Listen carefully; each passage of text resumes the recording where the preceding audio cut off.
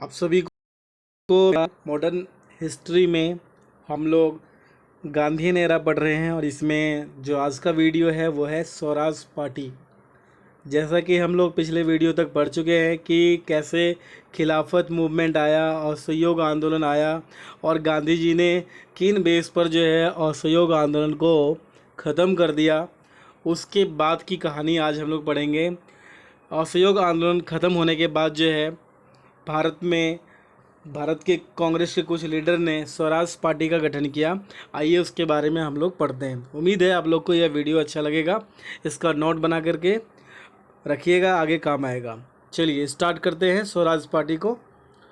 तो क्या कहा जा रहा है कि 5 फरवरी 1922 को, जो आप लोगों को पता होगा कि असहयोग आंदोलन जो ख़त्म हुआ था उसके पीछे का जो मेन घटना था वो चौरी चौरा की घटना के बाद जो है गांधी जी ने क्या किया कि इस आंदोलन को ख़त्म कर दिया, क्योंकि गांधी जी सत्य और अहिंसा के रास्ते पर चलने वाले थे और उन्हें हिंसा बिल्कुल बर्दाश्त नहीं थी। तो इस हिंसा के कारण गांधी जी ने क्या किया, आंदोलन को ख़त्म कर दिया। आंदोलन ख़त्म करने के बाद जो देश में जो असंतोष उत्पन्न हुआ था उसके कारण गांधी जी को 6 साल की सज़ा सुनाई गई। गांधी जी को 6 साल की सज़ा सुनाई गई। उनके जाने के बाद जो है कांग्रेस में जो है अब खादी चरखा इत्यादि जो रचनात्मक कार्य है उसमें जो है भारी गिरावट आई। नेताओं में जो है रुचि जो है वो कम होने लगा और काफ़ी नेता जो है कांग्रेस के वो काफ़ी नाराज़ थे गांधी जी के इस विचार से। जब गांधी जी ने असहयोग आंदोलन को बंद किया तो सुभाष चंद्र बोस है, मोतीलाल नेहरू है, ये सब काफ़ी नाराज़ हो गए कि आखिर इतना बड़ा आंदोलन जो इतना भयावह रूप ले चुका था, उग्र हो चुका था, काफ़ी लोगों में जोश आ गया था और ऐसे गांधी जी ने इस आंदोलन को जो है वो बंद कर दिया। इससे क्या हुआ कि कांग्रेस के जो नेता लोग थे उसमें जो है दरार उत्पन्न हो गई। अब दो विचारधारा के लोग जो है इसमें आ गए। एक ऐसे विचारधारा के लोग जो कि चाहते थे कि ये आंदोलन जो है वो चलते रहे और एक ऐसे विचारधारा के लोग जो ये चाहते थे कि गांधी जी के अनुसार जो है ये आंदोलन रहे। तो इसमें जो खिलाफत मूवमेंट था और जो असहयोग मूवमेंट था, इनका जब समाप्ति होता है तो स्वराज पार्टी का स्थापना होने के पीछे जो मेन रीजन है उसको हम लोग समझते हैं। पहला जो मेन रीजन है वो असहयोग आंदोलन की असफलता, फिर गांधी जी ने जिस तरह से इस आंदोलन को वापस ले लिया, ठीक है।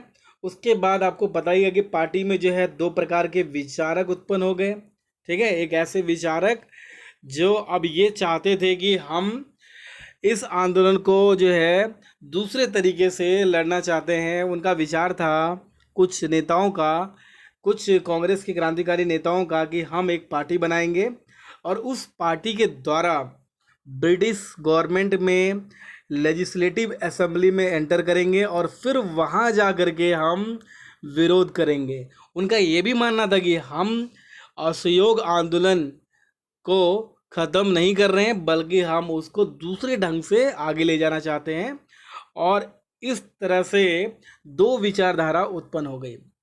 चौथा रीजन था कि 1922 में जो गया में अधिवेशन हुआ वहाँ पर जो अध्यक्ष थे CR दास, उनके द्वारा जो प्रस्ताव रखा गया था कि हमें लेजिस्लेटिव असेंबली में एंटर करना चाहिए, उस प्रस्ताव को अस्वीकार कर दिया गया।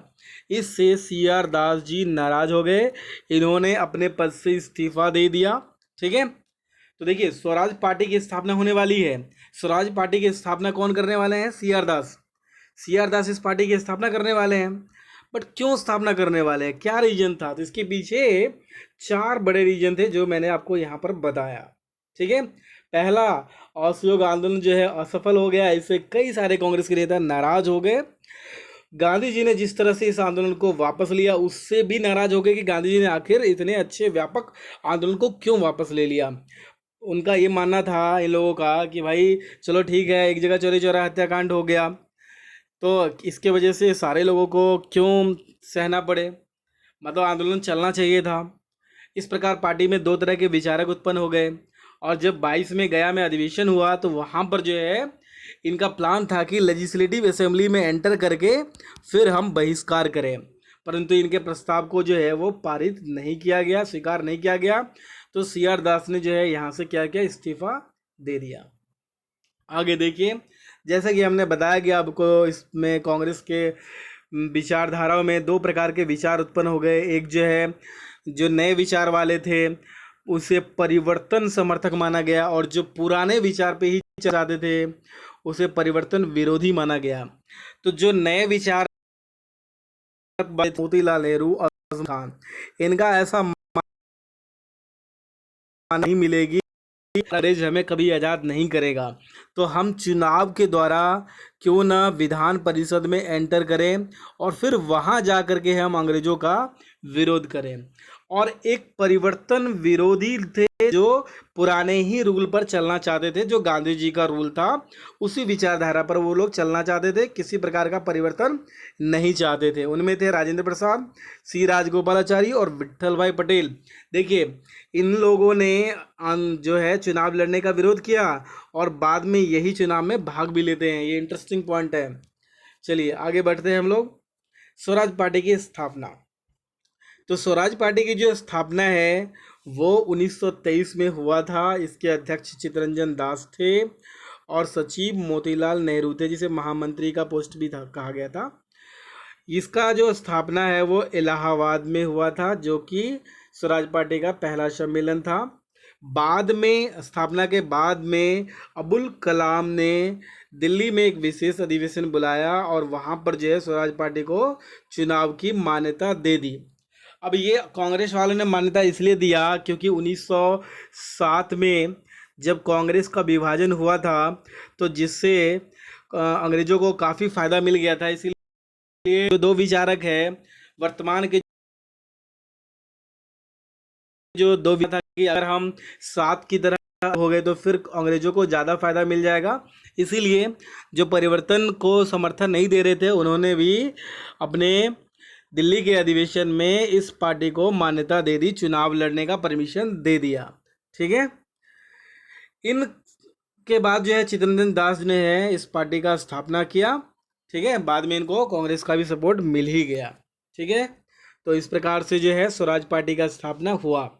तो आप लोगों को समझ में आ गया होगा कि स्वराज पार्टी का स्थापना क्यों हुआ, इसके पीछे क्या रीजन था। स्वराज पार्टी की स्थापना के कारण जो है कांग्रेस जो है दो खेमे में बट गया था, परंतु अंततः क्या हुआ, दूसरे खेमे जो कि नहीं स्वराज पार्टी में सपोर्ट करना चाहते थे वो भी इसको समर्थन दे दिए।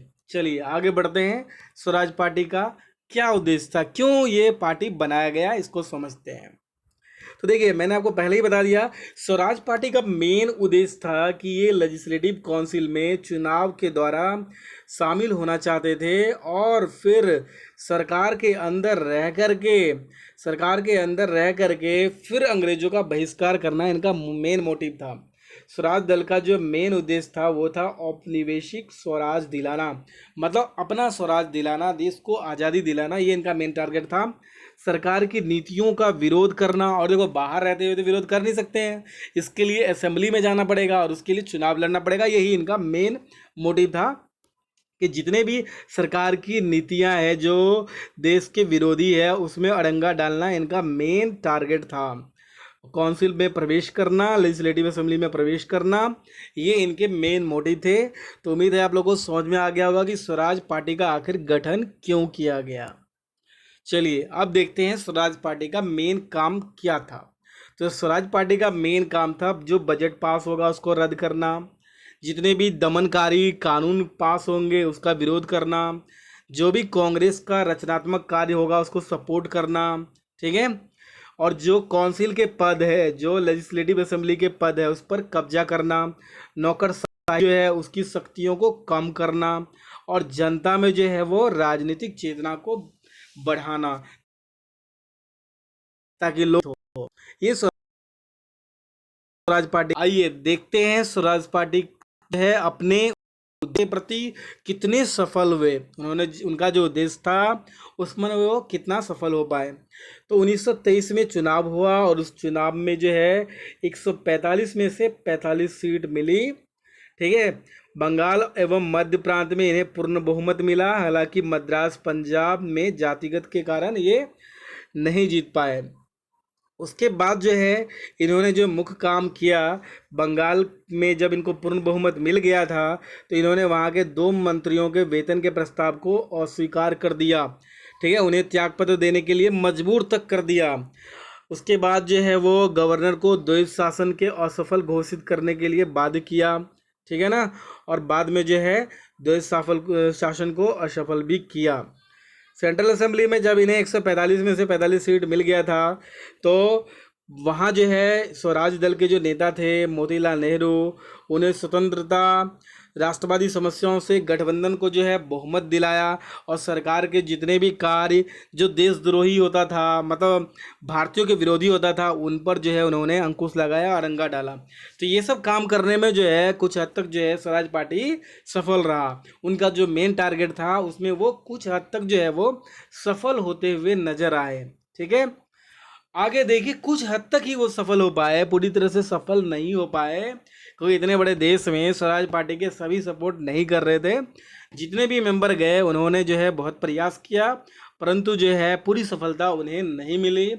बहुत बढ़िया तरीके से काम चल रहा था, परंतु 1925 ईस्वी में जब चित्तरंजन दास की मृत्यु हो जाती है तो उनके बाद जो है यह पार्टी जो है, यह स्वराज पार्टी जो है वो लड़खड़ा जाती है। ठीक है, क्योंकि चित्तरंजन दास ही इसके जन्मदाता थे। उसके बाद इनकी मृत्यु के साथ साथ जो है कांग्रेस की नीतियों में भी कुछ परिवर्तन आता है। स्वराज ने देखा कि उसके जितने भी असहयोगी नीति है वो सफल नहीं हो रही है सरकार के साथ। अब उनको लगता है मदद नहीं पड़ेगा। फलतः क्या हुआ, जो रूप था उसका स्वराज पार्टी का वो धीमा पड़ गया और आकर्षण जो है उसका कम हो गया। ठीक है, एक और कारण है स्वराज पार्टी के असफल होने का कि दल में फूट, कांग्रेस पार्टी के नेताओं के बीच आपसी मतभेद के कारण जो है स्वराज दल में फूट पड़ गया। कुछ नीति जो परिवर्तित हुआ सरकार के साथ जाने का, उसके बाकी नेता जो है वो बिल्कुल साथ पक्ष में नहीं थे। उन कुछ का मानना था कि अपने मौलिक नीति पर हमें डटकर रहना चाहिए, और कुछ ने कहा कि नहीं, हमें नीति में परिवर्तन करना चाहिए। इससे दल में जो है वो फूट आ गया। ये भी एक कारण रहा स्वराज पार्टी के असफल होने का।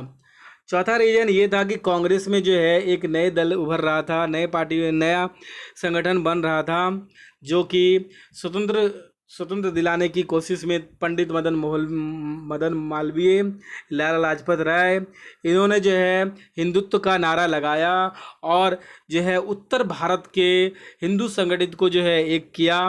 फलतः क्या हुआ कि स्वराज के जो अनुयायी थे, जो मानने वाले थे, वो बिखरते नजर आए, और इस प्रकार जो है स्वराज पार्टी जो है वो अपनी पतन की ओर चले गया। नीति में परिवर्तन, चित्तरंजन दास की मृत्यु, दल में फूट और कांग्रेस दल में एक नए दल का उभरना, ये 4 मेन कारण रहा इस स्वराज पार्टी के पतन का। ठीक है, अंतिम निष्कर्ष पर हम लोग पहुंचते हैं। स्वराज पार्टी का अंतिम निष्कर्ष ये रहा कि कहा जाता है कि स्वराजवादियों की विधान परिषद में प्रवेश कर अड़ंगा लगाने की जो नीति थी वो कारगर सिद्ध नहीं हुई। उम्मीद जो की गई थी उसके अनुसार ये पार्टी खड़ी नहीं हुई। वे नकारात्मक राजनीति करते रहे, उनके साथ जो है बहुत सारे पॉजिटिव जो वर्क है उसका अभाव था। नौकरशाही के निरंकुश सफल नहीं हो पाया, मतलब बनी उस पर वो खड़ा नहीं आया। कुछ इसके पॉजिटिव एस्पेक्ट भी थे। बहुत सारी कमियों के बाद भी राष्ट्रीय आंदोलन के इतिहास में स्वराजवादियों को जो है महत्वपूर्ण योगदान रहा। असहयोग आंदोलन को रोक दिए जाने के बाद जो देश में क्रांतिकारी गतिविधियों में स्थिरता उत्पन्न आ गई थी, चूँकि गांधी जी जेल में थे, तो इस दल ने जनता को संग्रह करने में साहसिक भूमिका निभाई। देश की राजनीति को उस समय संभाला जब कांग्रेस के कुछ समय के लिए राजनीतिक जो है दृष्टि उदासीन हो गई थी। चूँकि देखिए असहयोग आंदोलन के बाद 1922 में जब गांधी जी को गिरफ्तार कर लिया गया तो उनको 6 साल की सज़ा सुनाई दी गई। हालांकि वो 1924 में अस्वस्थता के कारण उनको छोड़ दिया गया, लेकिन ये जो गैपिंग था 2-3 साल का, इस टाइम में कांग्रेस जो है बिल्कुल जो है सो गई थी। इनके अंदर जो है किसी प्रकार की जो है राजनीतिक एक्टिविटी या क्रांतिकारी एक्टिविटी नहीं थी। इस समय में चित्तरंजन दास और मोतीलाल नेहरू ने स्वराज पार्टी की स्थापना करके देश में जो है क्रांतिकारी गतिविधि को जिंदा रखा। इसीलिए यह स्वराज पार्टी जो है वो काफ़ी अहम है। उम्मीद है दोस्तों आप लोग को स्वराज पार्टी कब स्थापित हुआ, किसने किया, क्यों स्थापित हुआ, क्या रीजन था, इसके क्या उद्देश्य थे, क्या कार्य था, अपने उद्देश्य में क्या यह सफल भी रहा या नहीं रहा, ये सब आपको समझ में आ गया होगा। आइए इस पर हम लोग कुछ रिवीजन करते हैं। बेहद ही इंपॉर्टेंट क्वेश्चन जो आज तक एग्जाम में आ रखा है इस टॉपिक से। पहला क्वेश्चन है कि स्वराज पार्टी की स्थापना की, ठीक है। दूसरा क्वेश्चन है कि स्वराज पार्टी का निर्माण करने के लिए कांग्रेस के अध्यक्ष पद से त्यागपत्र किसने दिया था? तो CR दास ने त्याग दिया था, चित्तरंजन दास ने त्याग दिया था। स्वराज पार्टी का गठन किसकी असफलता के बाद हुआ था? असहयोग आंदोलन की असफलता के बाद हुआ था। चौथा क्वेश्चन है कि मोतीलाल नेहरू और CR दास 1923 में जो पार्टी की गठन की उसका नाम क्या था? स्वराज पार्टी। पांचवा क्वेश्चन, मोतीलाल दल के नेता थे श्रीनिवास आयनर, चित्तरंजन दास, विट्ठल भाई पटेल, सी राजगोपालाचारी में से दल में नहीं थे। इसमें से कौन दल में नहीं थे ये पूछ रहा है, तो आपको पता होगा कि सी राजगोपालाचारी जो है इस दल में नहीं थे। नेहरू, CR दास, NC केलकर, राजेंद्र प्रसाद में से कौन से नहीं थे? तो इसमें आपको शुरू में ही बता दिया था कि कुछ जो है इस परिवर्तन के समर्थक नहीं थे। तो राजेंद्र प्रसाद जो है वो सिराज गोपालाचारी के साथ समर्थन में नहीं थे। तो ये इन दोनों क्वेश्चन का आंसर होगा। देश बंधु के नाम से जो है चित्तरंजन दास को जाना जाता था, जो कि स्वराज पार्टी के संस्थापक थे। स्वराज आम जनता के लिए होना चाहिए, केवल वर्गों के लिए नहीं होना चाहिए, ये CR दास का कहना था। कांग्रेसी नेताओं द्वारा मॉन्टेग्यू चेम्सफोर्ड रिपोर्ट की निंदा करने पर कई नरमपंथियों ने पार्टी को छोड़ दिया, ठीक है। किस को छोड़कर कौन से गठन को में शामिल हुआ? इंडियन लिबरल फेडरेशन पार्टी में ये लोग चले गए, ठीक है। 1922 को इंडिपेंडेंट पार्टी बनाने का निर्णय लिया। किसने निर्णय लिया? मदन मोहन मालवीय और मोतीलाल नेहरू ने, जो कि स्वराज पार्टी के रूप में बना। सेंट्रल लेजिस्लेटिव असेंबली का प्रथम भारतीय अध्यक्ष जो है, पहला स्पीकर जो है वो विट्ठल भाई पटेल थे, जो कि शुरू में मना कर दिया था कि इलेक्शन में भाग नहीं लेना है। लेकिन सेंट्रल लेजिस्लेटिव असेंबली जब चुनाव जीतती है तो पहला अध्यक्ष जो है भारत का स्पीकर जो है इसी को बनाया जाता है, यही बनते हैं। वे राष्ट्रीय नेता जो 1925 में सेंट्रल लेजिस्लेटिव असेंबली के अध्यक्ष निर्वाचित हुए। सेम क्वेश्चन, विट्ठल भाई पटेल, ठीक है दोस्तों। यह टॉपिक समझ में आया होगा। अगला टॉपिक जो हम लोग पढ़ेंगे वो है साइमन कमीशन, ठीक है। बहुत जल्द हम लोग मिलते हैं, तब तक के लिए बहुत बहुत धन्यवाद।